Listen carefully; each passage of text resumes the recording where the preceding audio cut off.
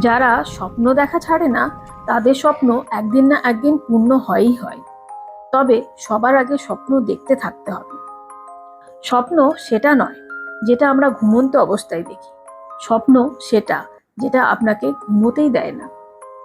সূর্যের মতন চমকদার হতে হলে আগে সূর্যের মতন জ্বলতে হবে।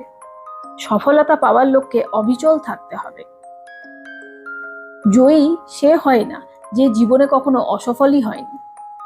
জয়ী সে হয় যে কখনো কোনো পরিস্থিতিতেই হার মানেনি, কখনো পরাজয় স্বীকার করতে নেই, বরং পরিস্থিতি এরকম তৈরি করতে হয় যাতে সমস্যা নিজেই পরাস্ত হয়ে যায়। হ্যালো মা, আচ্ছা একবার পড়ে গেছো তাতেই হাত ভেঙে গেছে?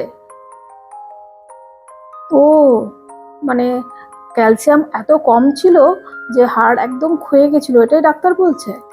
হ্যাঁ, এই হাড় ক্ষয় বা অস্টিওপোরোসিস এমন একটা রোগ যা দীর্ঘদিন ধরে নীরবে আমাদের শরীর থেকে ক্যালসিয়াম চুরি করতে থাকে এবং আমাদের হাড়কে দুর্বল থেকে দুর্বলতম করে তোলে। আবার অনেক সময় এর নির্দিষ্ট কোনো রকম উপসর্গ বা লক্ষণ দেখাও যায় না।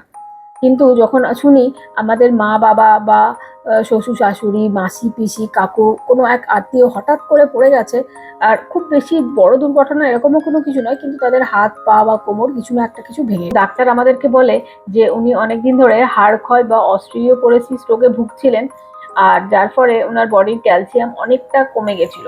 সেই জন্য হাড়টা এতই ঠুনকো ছিল যে একটু সামান্য পড়ে যাওয়াতেই ভেঙে গেছে। 30 বছর পর্যন্ত আমাদের হাড় যথেষ্ট শক্ত ও মজবুত থাকে, তারপর সেটা আস্তে আস্তে ক্ষইতে শুরু করে।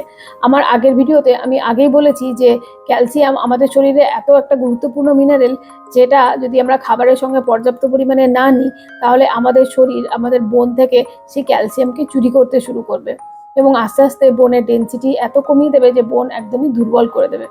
যারা অসংযত এবং ফাস্ট জীবনযাপন করেন এবং এক্সারসাইজ করতে একদমই পছন্দ করেন না, বা কাজের চাপে এক্সারসাইজ করার সময় পায় না, বা কায়িক পরিশ্রম একদমই কম করে, বা কাজ এরকম যে সারাদিন খুব একটা বেশি মুভমেন্ট হয় না বডির, বা বডি থেকে ঘাম ঝরে না, তাদের অস্টিওপোরোসিস হওয়ার চান্স খুবই বেশি থাকে। আমরা যদি টাইমে সচেতন না হয় তাহলে অনেক সময় বোন এতটাই দুর্বল হয়ে পড়ে যে আমরা নিচু করে কোনো জিনিস তোলার সময় বা ওপর থেকে কোনো জিনিস পাড়ার সময়, ইভেন কোনো ঢাকনা টাইট করে লাগানো বা খোলার সময়তে আমাদের সেই অংশের বোন ভেঙে যেতে পারে।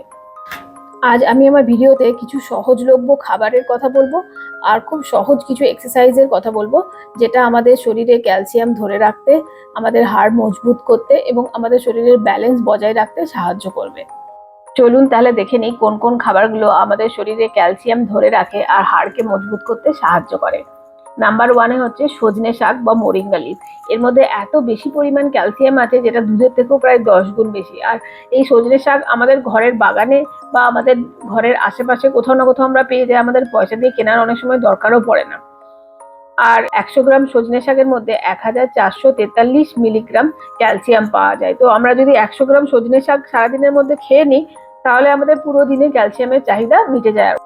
নাম্বার টু হচ্ছে পালং শাক, যেটা আমাদের দেশে খুবই সহজে অ্যাভেলেবেল, আমাদের বাগানেও পাওয়া যায়, আমাদের নিয়ারেস্ট সবজি মার্কেটেও আমরা সহজেই পেয়ে যাই। তো এই 100 গ্রাম পালং শাকের মধ্যে 99 মিলিগ্রাম ক্যালসিয়াম আছে। নাম্বার তিন হচ্ছে সয়া চাঙ্ক বা সয়া প্রোটিন। আর এই 100 গ্রাম সয়া চাঙ্কের মধ্যে প্রায় 277 মিলিগ্রাম ক্যালসিয়াম থাকে। আর আরো দুটো খাবারের নাম বলবো যেটা আমাদের আমরা সচরাচর খেয়ে থাকি, সেটা হচ্ছে পোস্ত। যদি 2 চামচ পোস্ত আমরা আমাদের খাবারের মধ্যে অ্যাড করে রাখি তাহলে এটা আমাদের পুরো দিনে ক্যালসিয়ামের চাহিদা মিটিয়ে দেয়। নাম্বার ফাইভ হচ্ছে মাখানা। অনেক সময় আমরা ডালের সঙ্গে ডাল মাখানি করে মাখানা খাই, কিন্তু আমরা এটা জানি না এটা একটা প্রচন্ড বেশি পরিমাণ ক্যালসিয়াম রিচ ফুড। থেকে লাস্টে আমি একটা খুবই ইম্পর্টেন্ট ক্যালসিয়াম যুক্ত ফুডের কথা বলবো, যেটা শুধু আমাদেরকে ক্যালসিয়ামই দেয় না, তাছাড়া এর মধ্যে প্রচন্ড বেশি পুষ্টিগুণ আছে, সেটা হচ্ছে আলমন্ড। 100 গ্রাম আলমন্ডে প্রায় 30 গ্রাম ক্যালসিয়াম থাকে। এছাড়া আমাদেরকে নিতে হবে দুধ, দই, ছানা, অলিভ অয়েল, সমস্ত রকমের গ্রিন সবজি, বেদানা। আর আমাদের কার্টিলেজ কে রিজেনারেট করার জন্য আমাদেরকে খেতে হবে ভিটামিন সি যুক্ত ফুড, যেমন হচ্ছে অরেঞ্জ, আমলা, ক্যাপসিকাম, আর হচ্ছে পেয়ারা জাতীয় ফল। আর খেতে হবে আমাদের কিছু কোলাজেন রিচ ফুড, যেরকম হচ্ছে বেরি, রসুন, মাছ এবং হলুদ ও লাল সবজি। অস্টিওপোরোসিসের কারণে সব থেকে কমন হাড় ভাঙার স্থানগুলি হচ্ছে আমাদের কবজি বা রিস্ট, এলবো বা কনুই, আমাদের শোল্ডার বা কাঁধ, কোমর বা হিপ, নি বা হাঁটু, স্পাইন বা মেরুদণ্ড।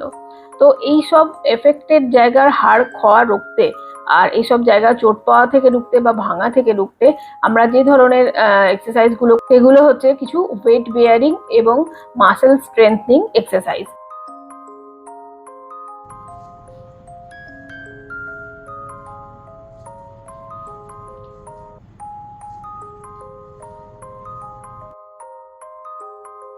কথা থাকে।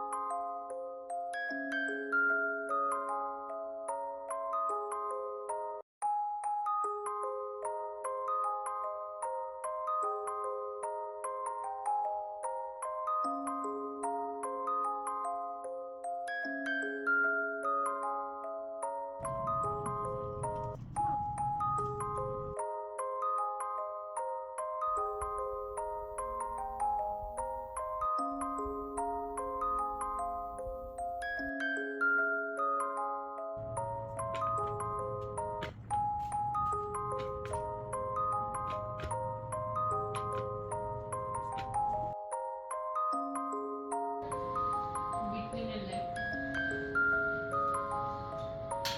Thank you.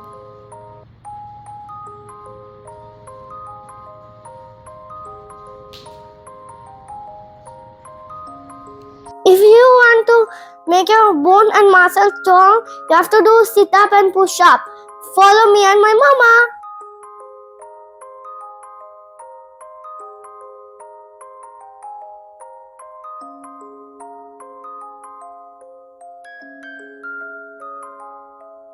তবে আজ থেকে সচেতন হয়ে যান, আপনার নিজের স্বাস্থ্য এবং আপনার পরিবারের স্বাস্থ্য আপনারই হাতে।